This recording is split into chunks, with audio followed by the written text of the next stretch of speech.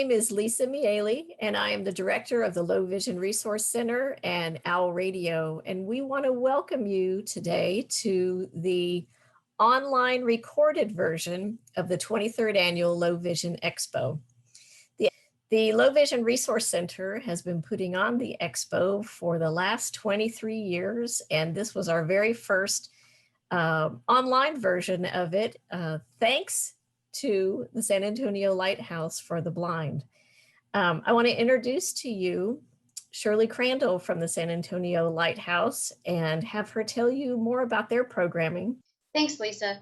San Antonio Lighthouse for the Blind and Visually Impaired's Rehabilitation Department is a nonprofit providing programs for all ages, such as independent living skills, technology training, job placement, and much more.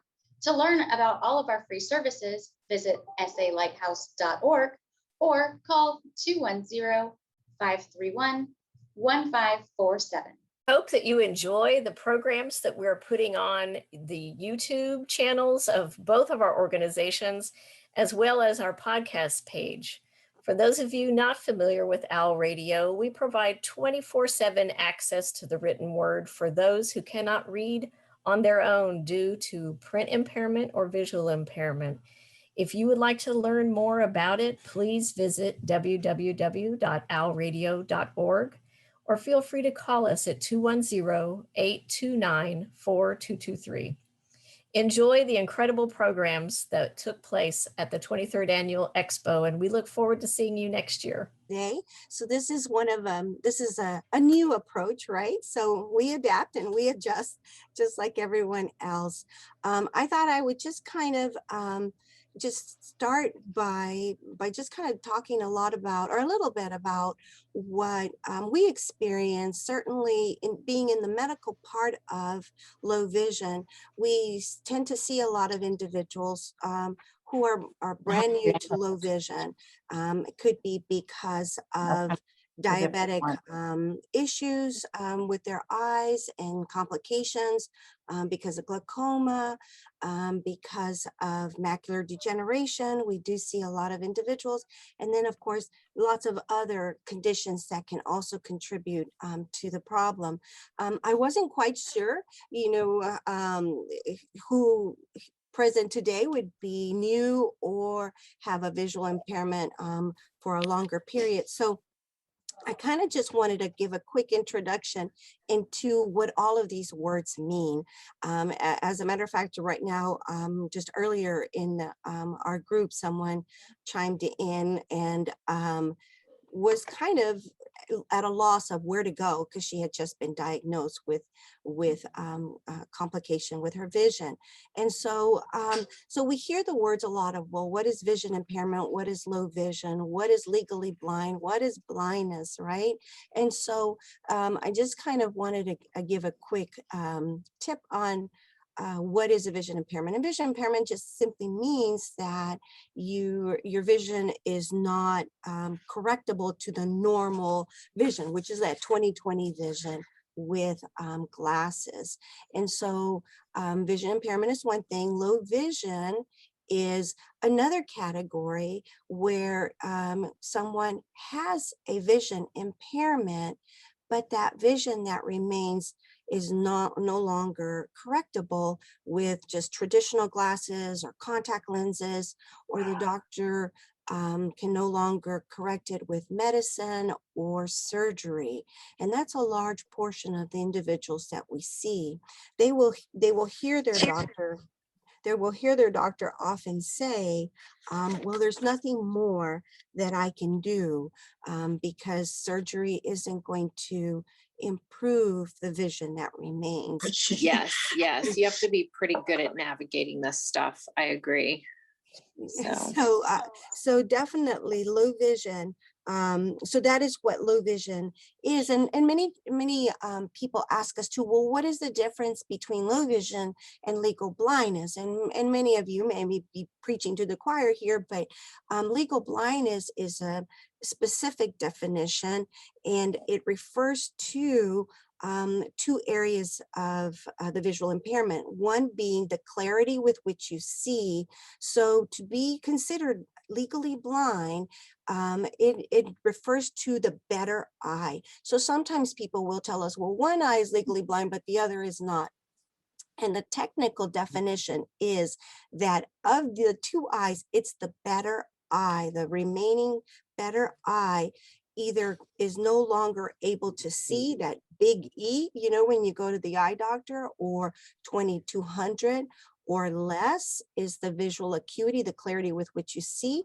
Then if with the better eye with glasses, you cannot see the big E, or the doctor mentions it's 2200, then that's considered legal blindness. The other portion of the definition is how much you see in your peripheral vision, in your side vision. So again, in the better eye, if all you see or what you have is 20 degrees, and this is given by the information given by the doctor, then that is considered legal blindness. So it's either how the clarity with which you see in the better eye is no better than 2200, or it's worse, then that's considered legal blindness, or there's a visual field limitation. So low vision, we see people who are legally blind, or we see people who have just are in the early stages of their visual impairment. And of course, blindness is obviously when there is either no vision or limited, very limited vision. And so that no vision can include seeing shadows or seeing lights, but whatever remaining vision is just not sustainable or helpful with getting everyday activities done, like reading or using your computer or walking across a street or walking across your yard. And so so blindness refers to, we can also see in low vision, again, being in the medical part of it, we often see people who are blindness, who are blind, and not because we're providing the rehabilitation, but because, again, many times they just don't know where to go or what to do, and they've just seen the doctor, and the doctor says, you have a visual impairment, or you are now blind, and they just don't know where to go. So we see them and then refer them on to other services. So I think just kind of covering visual impairment, low vision, legal blindness, and blindness. Now, what is low vision, which is what our clinic focuses on, and several other clinics here in San Antonio. And so and in a nutshell, the focus of low vision is helping you work with the vision that remains. And so whatever vision you have, whatever stage it is at, then our job is to help you find solutions to the challenges you're having. And so low vision certainly will do this through the use of the vision that you have left, whether it be through devices, low vision devices like the previous presentation presented, through strategies. We call them compensatory strategies. We can't give you the vision back, but we can compensate for that vision not being there. So sometimes it may involve changing the environment to help you see better in your environment, like better lighting, making things bigger, making things bolder, or utilizing devices so that you can make the print bigger and brighter and bolder. And so low vision rehab will look at looking at strategies and or using the vision that you have left to the best of your ability. And so what is blindness rehab? Obviously, blindness rehab is the focus of that is going to be to rely more on other senses. And although us as a low vision clinic, that's not our focus, we work as a team. And low vision rehabilitation and blindness and low vision rehabilitation is all about a team. And if you remember nothing else about this today, it is that not one doctor, not one clinic, not one service can meet your needs. You're a complex person and you have a lot of different needs, and none of us can do it on our own. So gosh, the whole point of this Low Vision Expo is because we do work as a team. And that's the one thing, is if you can connect to any one of these low vision resources, then they will get you connected to, first of all, making sure you have a good eye assessment, and then kind of so that we can determine what usable vision remains. And then we can connect you with all the other clinicians, therapists, providers. And the Lighthouse is a wonderful service. The Low Vision Resource Center is another wonderful service. A lot of the services you're being introduced to today are team members. And so we are all working together to help you get back to doing things that are important. And a lot of people come to us because of their vision, they're not able to read well, even with their glasses, or they're noticing they're needing a whole lot more light and they're just not sure, am I using the right light or what's happening? I need more light, but more light also creates problems. And so people come to us because they want to know, I'm at this point, should I be driving? Or maybe they've been told no more driving. Now, what are my options? How do I get around town? How do I get around my community? And so again, not one area seems to have all the services available. It's just not possible at this time, but we all work as a team. So if there is an area that we can't address, then we move you forward and refer you to someone else who can. And so I think that that's, for me, in a nutshell, what low vision rehabilitation can offer someone who's newly vision impaired, is that you don't have to know where to go specifically, but connecting to any one of these low vision resources is a great start. And then we can get you connected to either the low vision doctor or to the therapist or to other providers that may be able to come to your home and kind of look at your environment in your home to make sure you're safe, how to get around walking without falling and bumping and doing things like that. We have mobility instructors, orientation and mobility. There's a lot of other resources. The library is a great resource. And so many times we just don't know that is out there. And so that is our job as low vision providers, is to provide resources, to provide information, to answer your questions, and to help you adjust and improve your quality of life through performance in these activities that are meaningful. For me, I am lucky to work in a clinic where I work with ophthalmologists, I work with optometrists, and certainly a low vision specialist. So I think that I will give Dr. Funkhouser some time here, and she can talk a little bit about how the low vision evaluation is different from all the other assessments that you've had. So I'm going to switch out and let her do some talking, and then we'll be happy to answer some questions. Yes, absolutely. Okay, thank you, Ms. Melva. So the low vision exam really is very different from any eye exam that you will have had in the past. It's really important that you continue with your ophthalmologist or your optometrist who is following with you, because they will tend to keep a focus on the health and have those regular visits with you. But we are in addition to that, not to replace it. So in our clinic, we really focus, and I work closely with Melva, we work closely to focus on how you use your eyes.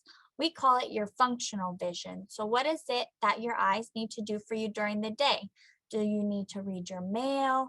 Do you want to be able to see your cell phone to text your friends? Do you need to be able to watch the TV a little better?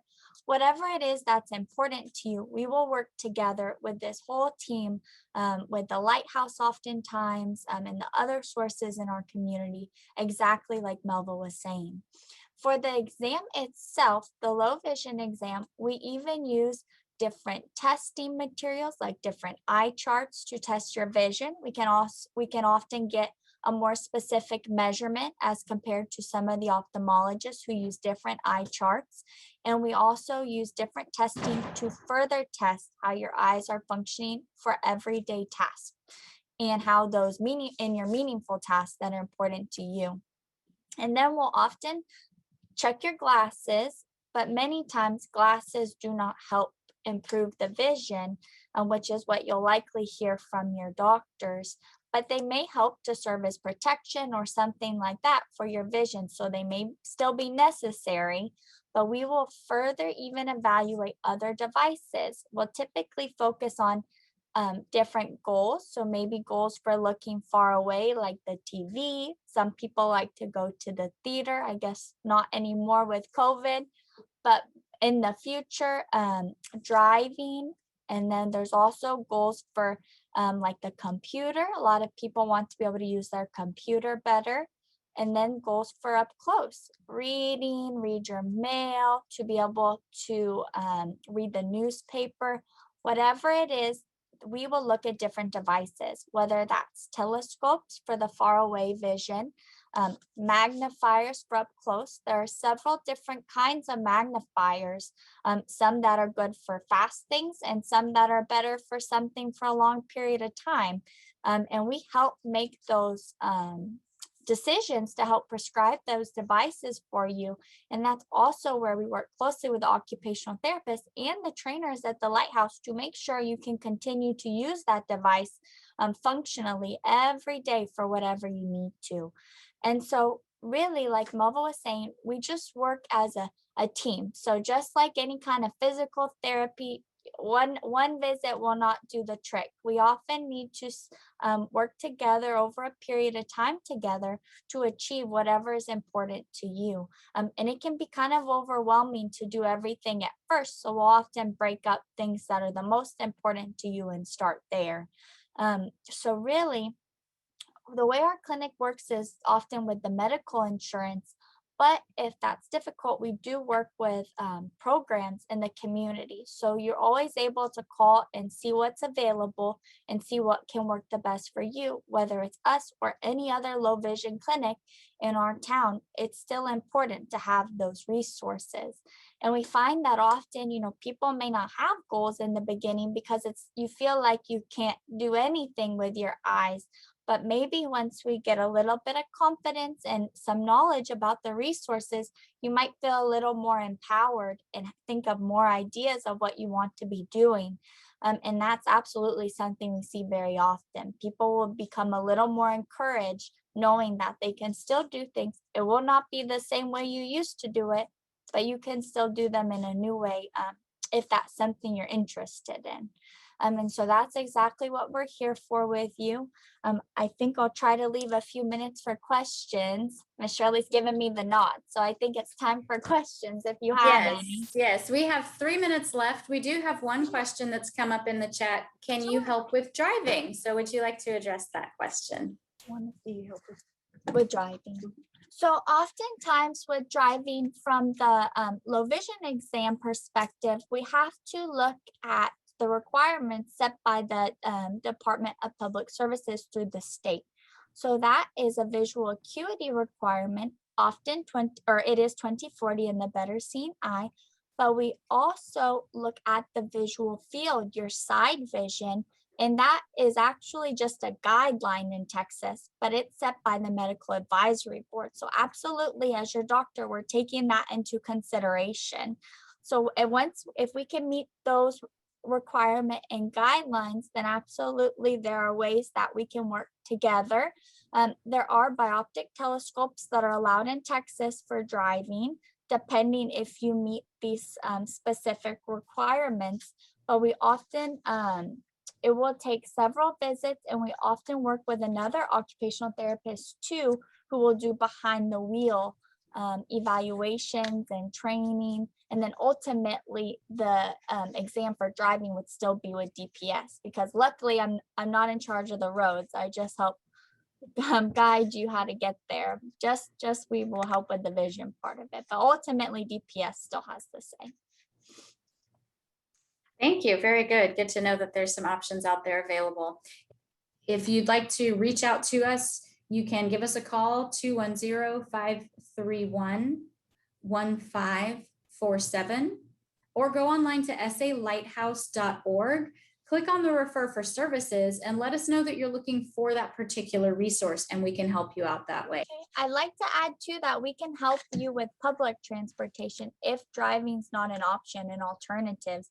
And we work closely with the orientation and mobility specialists to make sure that you can navigate those kinds of things. So there's still options even if driving's not an option.